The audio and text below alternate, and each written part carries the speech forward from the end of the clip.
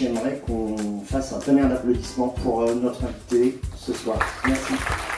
Au niveau du digital, on voit deux tendances aujourd'hui, deux tendances qui peuvent paraître contradictoires mais qui en fait sont complémentaires. La première, c'est l'automatisation, faire beaucoup d'activités dans un temps réduit.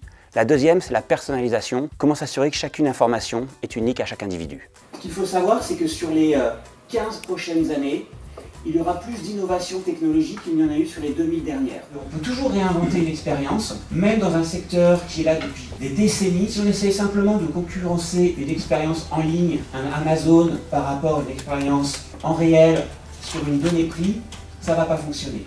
Donc le gros point, c'est qu'il est toujours possible de réinventer l'expérience, que ce soit dans un monde physique ou dans un monde digital. Pour les étudiants, nous recherchons deux compétences principales. La première, la capacité à traiter des problèmes complexes.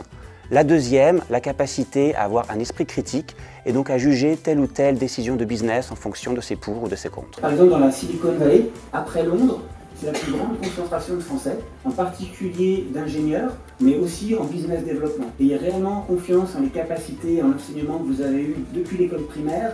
Il y a deux raisons principales pour lesquelles je souhaitais parrainer cette promotion du master spécialisé en management digital. La première, c'est que j'ai eu la chance de recevoir les étudiants de la promotion précédente dans la Silicon Valley il y a un an. J'étais très impressionné par leurs compétences. La deuxième, c'est que je suis moi-même un ancien de l'ESCA et j'ai trouvé que c'était un bon moment pour pouvoir réinvestir dans l'école de commerce qui m'a permis d'obtenir le poste que j'ai aujourd'hui.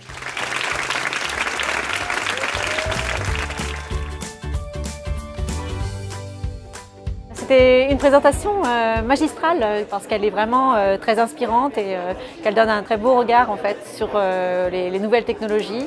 Ce que j'ai beaucoup aimé sur la conférence de Vincent, c'est qu'il reprend vraiment les grands thèmes des futurs changements qui sont à venir et que les grandes entreprises ont aussi un rôle à y jouer et que tout ne se passe pas dans les startups. Et ça pour moi c'est vraiment intéressant venant d'une entreprise à dimension internationale et assez large.